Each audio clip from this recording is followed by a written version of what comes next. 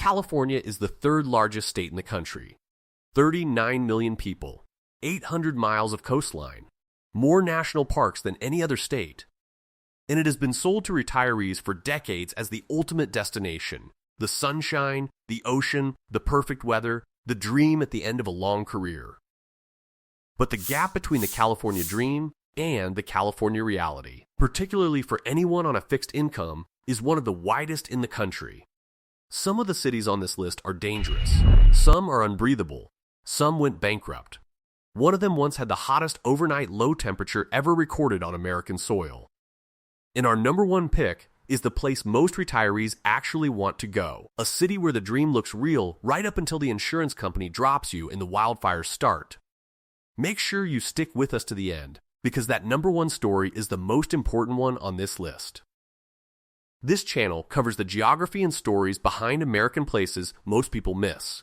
If you haven't subscribed yet, hit that button now.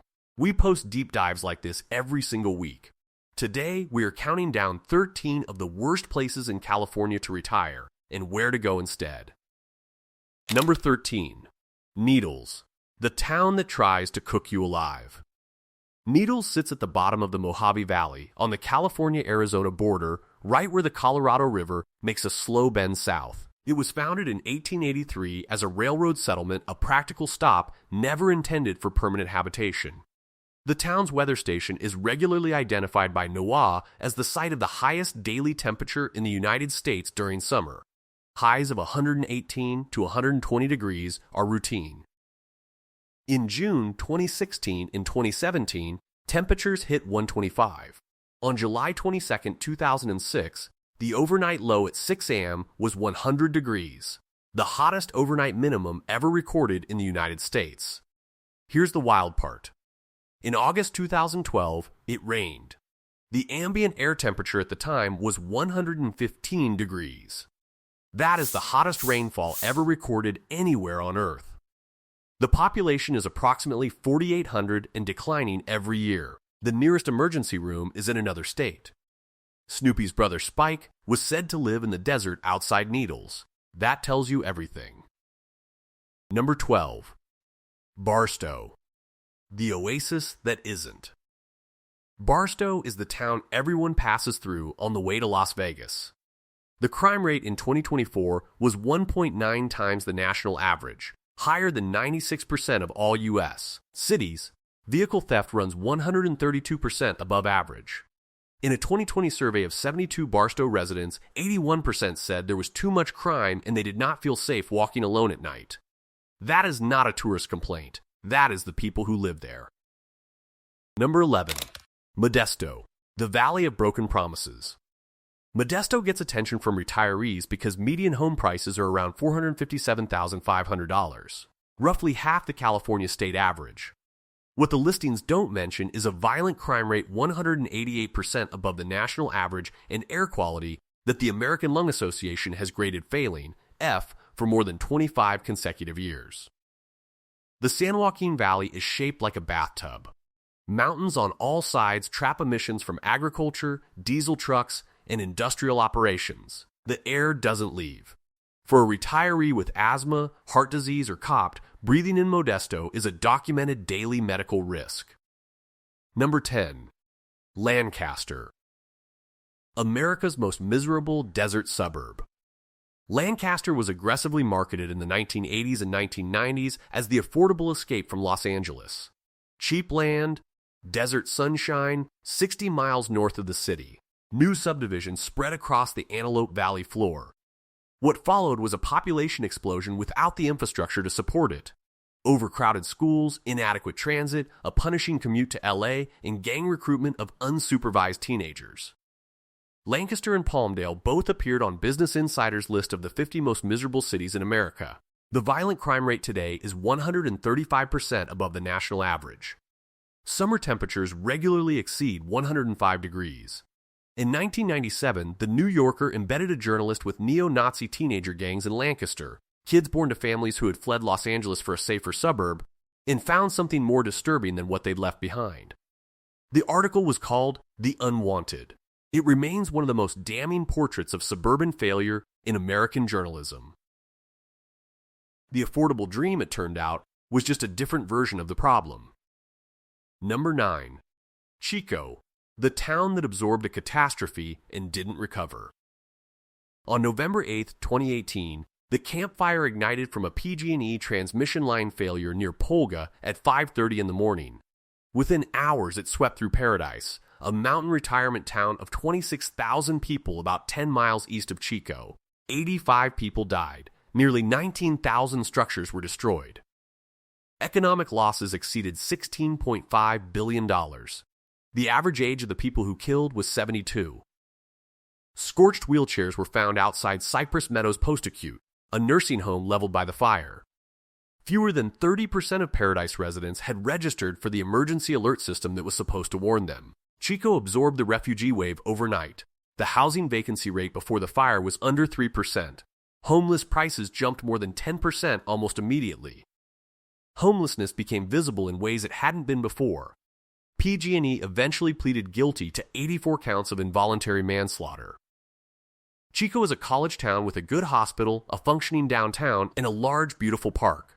It is also in Butte County, which is the county where the deadliest wildfire in California history happened. Wildfire season now runs from April through December. That is not a background risk, that is the reality of the address. Number 8. Compton, straight outta a retirement nightmare. In 1952, Compton received an All-American City honor. By 1969, it had the highest crime rate in the entire state of California. That is 17 years. One generation. That is how fast a city can fall. Compton's current crime rate is 44 per 1,000 residents. Within California, 97% of communities are safer. A federal assessment found 37 active gangs with 3,790 members in a city of roughly 100,000 people. The poverty rate sits near 20%. The collapse started after the 1965 Watts riots triggered middle-class flight, gutting the tax base. Crack cocaine arrived in the 1980s and completed the destruction. What had been a thriving working-class suburb, integrated, aspirational, genuinely civic, became a national symbol of urban failure. In 2000, Compton dissolved its own police department due to corruption and handed law enforcement to the Los Angeles County Sheriff.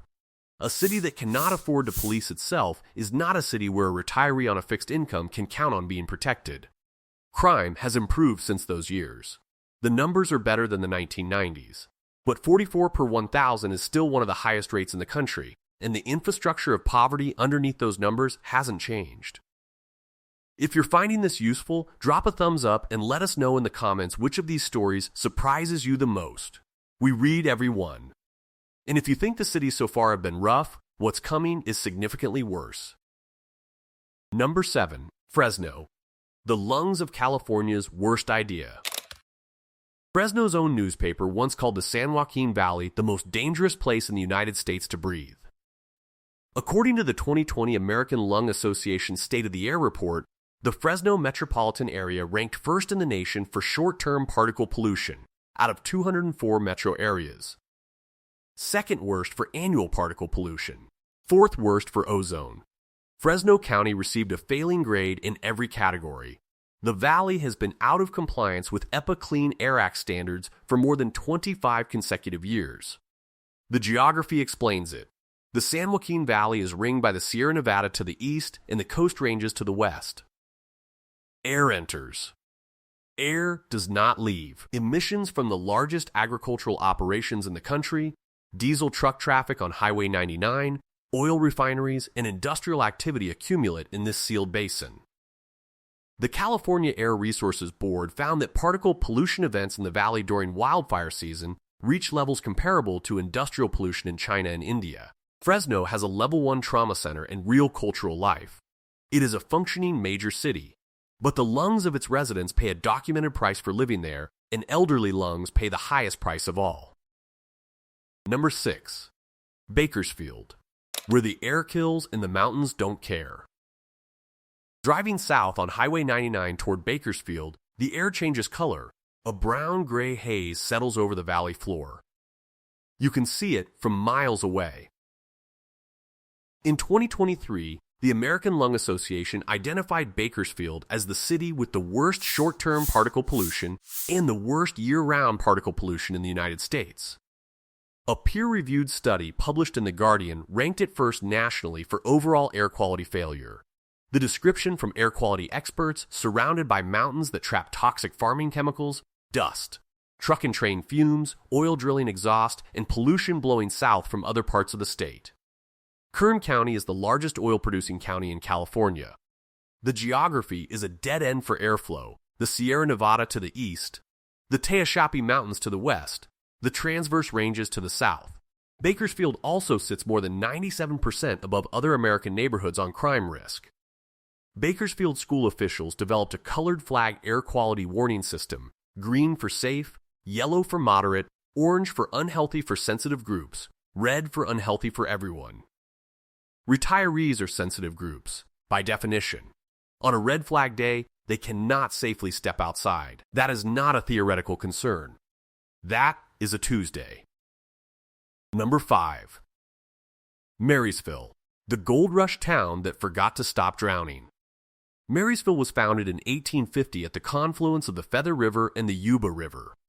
In the gold rush era, that location was everything: access to water, transportation, supply routes for the mines. The city built itself inside a floodplain and then spent the next 170 years building levees higher and higher to compensate. The Yuba River carries so much hydraulic mining debris from the gold rush, material called slickens, that the riverbed has been raised above the level of the surrounding city. The river literally flows above the rooftops of Marysville. The levees holding it back were built starting in the 1860s. The violent crime rate today is among the highest per capita in California: 12,096 per 1,000 for violent crime, 46,011 per 1,000 for property crime, in a town of about 12,000 people. When you drive into Marysville on Highway 70 from Sacramento, you cross the levees themselves. You can see the river above road level. Retiring in Marysville means retiring below a river, behind walls that Gold Rush engineers built when Ulysses Grant was president. Number 4. San Bernardino, the friendly city that filed for bankruptcy. Norton Air Force Base closed in 1994. 10,000 military and civilian jobs gone in a single congressional decision. The tax base collapsed, services degraded, the middle class left. San Bernardino calls itself the friendly city. In August 2012, it filed for Chapter 9 bankruptcy with more than $1 billion in debt, the largest California city to do so at that time. In 2012, 34.6% of residents lived below the poverty line, making it the second poorest large city in the United States, behind only Detroit. The crime rate today is 39 per 1,000 residents. Within California, 96% of communities are safer. The city emerged from bankruptcy in February 2017. After one of the longest municipal bankruptcies in U.S. history, the poverty rate has improved since 2012. Vehicle theft remains among the highest per capita in the country at 99.67 per 1,000 residents. In 2015, a terrorist attack in San Bernardino killed 14 people and injured 22 more. 30 years of compounding decline does not reverse in a decade. The nickname remains, the numbers remain too. Number 3. Vallejo, the city that went broke twice, on purpose. Vallejo was supposed to be the capital of California. In 1851, General Mariano Vallejo donated the land and promised to build the Capitol buildings. The legislature arrived, convened for one session, realized the promised buildings did not exist, and moved to Benicia. The city that promised too much and delivered too little had established its pattern early. For 142 years, the Mare Island Naval Shipyard was Vallejo's identity. When the shipyard closed in 1996, the jobs left, businesses closed, and unemployment climbed into double digits. The city responded by promising lavish retirement packages to retain police and firefighters, pensions paying up to 90% of final salary at age 50, with some officers retiring at $150,000 to $300,000 per year. The revenue couldn't support it. In 2008, Vallejo filed for bankruptcy with an $18 million deficit. During the proceedings, the city cut police staffing from 220 officers to 177 and the fire budget from $59 million to $40 million. The city emerged from bankruptcy in 2011. Analysts noted immediately that Vallejo had declined to restructure its pension obligations to CalPERS. Multiple experts predicted a second bankruptcy. The pension costs as of 2026 continue to grow. The violent crime rate is 244% above the national average. Your odds of becoming a victim of violent crime in Vallejo are 1 in 100. The pension that helped break the city was supposed to attract officers to protect its residents. The irony is total. Number 2. Stockton, the city that was named America's most miserable 3 times. During the real estate boom of the early 2000s, Stockton city leaders built a ballpark, a hotel, an ice rink, an activities center, parking garages, and a marina, all on bond financing. Simultaneously, a 1996 decision to give city firefighters free health care in retirement, later extended to all employees, was quietly growing into a $417 million liability. When the housing bubble burst in 2007, Stockton's home values fell 39% in a single fiscal year. The foreclosure rate hit 9.5%, the highest in the United States. Unemployment reached 13.3%. In 2009, Forbes named it America's 5th most dangerous city. In 2010, one of the 3 worst places to live in the country. In 2012, Stockton filed for Chapter 9 bankruptcy, at the time the largest U.S. city ever to do so. The police force was cut by nearly 30%. Crime rose. The city that had the country's highest foreclosure rate had also spent lavishly on itself as if the boom would never end. Stockton's city manager, defending the city during bankruptcy negotiations, said that calling Stockton the most miserable city in America was like bayoneting the wounded. He was negotiating with creditors that included retired city employees who had been promised benefits the city could no longer pay. The wound the city inflicted on its own retirees was the same wound that bankrupted it. Today, a crime occurs in Stockton on average every 15 minutes. Number 1. Los Angeles, the city that made retirees homeless. Stand on a hillside in Pacific Palisades in January and look west toward the ocean. The Pacific glitters. It is perfect. It is the image that has pulled retirees toward Los Angeles for 60 years. Now look at what surrounds you. The burned foundations, the concrete slabs where houses were, the fire-scorched trees still standing above empty lots. That is what January 2025 left behind. The wildfires that began on January 7, 2025, caused an estimated $50 billion in preliminary losses across Los Angeles County. Thousands of homes destroyed in the Pacific Palisades, Altadena, and surrounding areas. Many of the people who lost those homes had already been dropped by their insurance carriers. Multiple major insurers stopped writing new policies in California in the years before the fires. Homeowners insurance in high-risk areas can exceed $9,925 per year when you can get it at all. The financial case against retiring in Los Angeles does not start with the wildfires. It starts much earlier. California has the highest state income tax in the country. Pension distributions, IRA withdrawals, and 401k income are all fully taxable at the state level. The median home price in Greater Los Angeles is approximately $990,000. Bankrate ranked California 47th out of 50 states for retirement and dead last in affordability. 1 in 10 seniors in California is living in poverty. The crime rate across the state runs 31% above the national average, and 59% of violent crimes go unsolved. Los Angeles itself reports 6,942 crimes per 100,000 residents, 144% above the state average, nearly 200% above the national average.